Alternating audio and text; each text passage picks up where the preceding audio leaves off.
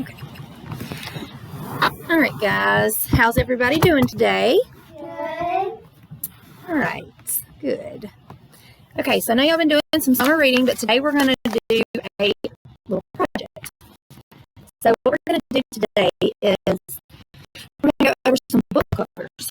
So I have some book covers on the screen over here, and I want you to look at the different covers that I have, and what we're going to talk about today is how a cover will catch a reader's eye and explain or give some insight to what the book may be about.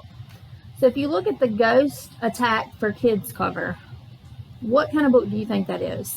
Scary. Scary. Okay. What about the Happy book? Like happy. Something fun, light, happy.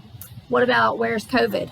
Like it's about COVID and like Explaining it, like, talking about. What is it? What about The Very Long Summer? It's like creepy and sad and like they didn't have a fun summer. Scary. All right. So if you looked at the Hoot book, would you think, oh, that looks like a fun book to read? It looks like an interesting and like I love that one, so it's interesting to me. What about if I asked you, what is The Adventures of Lily about? Would you be able to tell me by looking at that cover? No. They don't have very many pictures on there. So today what we're going to talk about is how you can use images and graphic art to tell the mood of a story, the theme of a story, and give clues about what's going to happen during that story. So we're going to do a little project today, taking a book that you love, and we're going to change the cover up. We're going to use information from the story, such as characters and plot, and you're going to make your own cover so that when you go in the library and you look at your new cover, it catches somebody's eye and it makes them want to read that book. Okay? So I'm going to show you an example that I did on my favorite book. So if you look right here, this is the original design. This is Fudge Mania. Has anybody ever read that? No. Well, it's a series by Miss Judy Blume, and it's one of my favorite books. So this is the original cover. It has the boy on it up top and his name. So on my cover, you can see that I changed it. And if you're looking at my cover, will you be able to tell what this is about? Yes. What may go on during the story? Like, it has a lot of messages. They're like it tells them what they're doing in the story. Yeah, it tells you different events that may happen.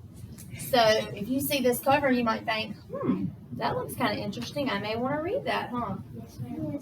So that's what our goal for today is. You're going to take a book that you already love, that you've read. You're going to design me a new cover.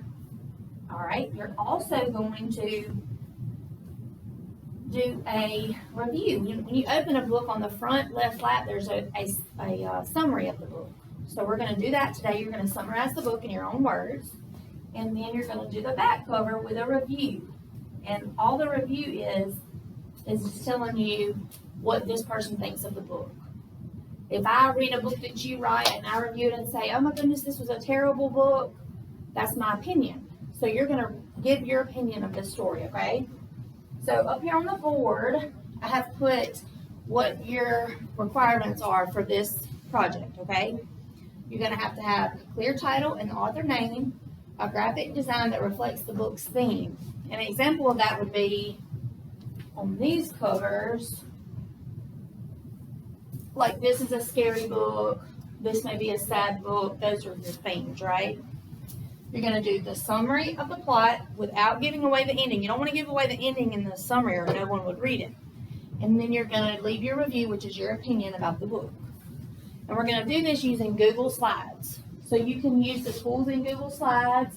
You can change the background. You can insert pictures. You can change the animation, however you want to do it. And I'm going to walk around while you do that. And then when we get through, you guys are going to share with everyone what your new book cover looks like, okay? If you have any questions, you can ask me now. Nobody? Okay. right, I'm going to give you a little time to work on this, and then we're going to share, okay?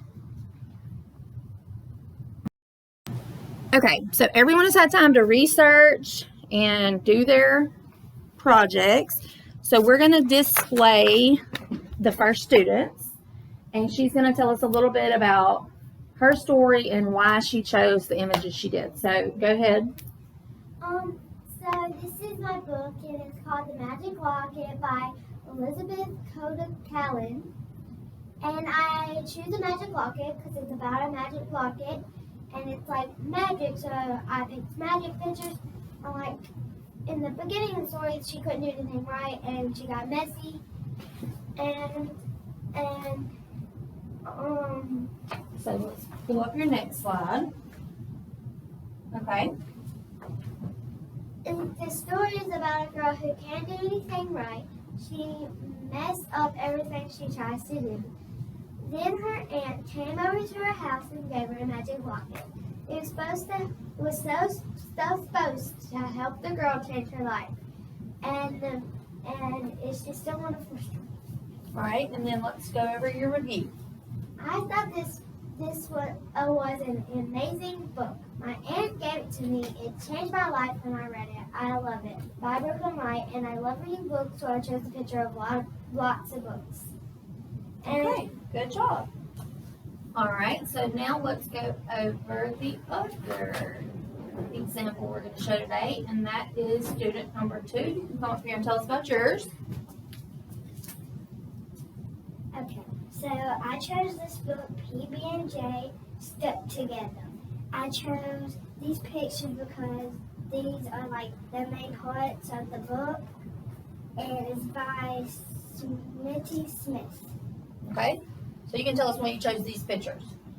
Why I chose the bee picture is because it has a bee in the story, and the pea picture, I tried to find one pea, but there's a pea in the story too. And the blue jay, there's a blue jay in the story too. Okay, so now let's talk about your summary. So this story is about a pea who was very curious. He was walking, and the bullies told him that he couldn't go to the cherry tree, but he did. And then he got lost. All right, and then what about your review? I said this book was really amazing because I have a best friend, and we call her B, and they call me P, and we call the best principal ever J. Good job.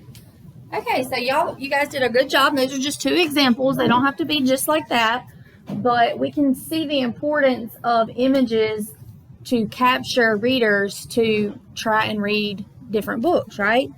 So what did we establish that is important if you want somebody to read your book? What do you want it to be?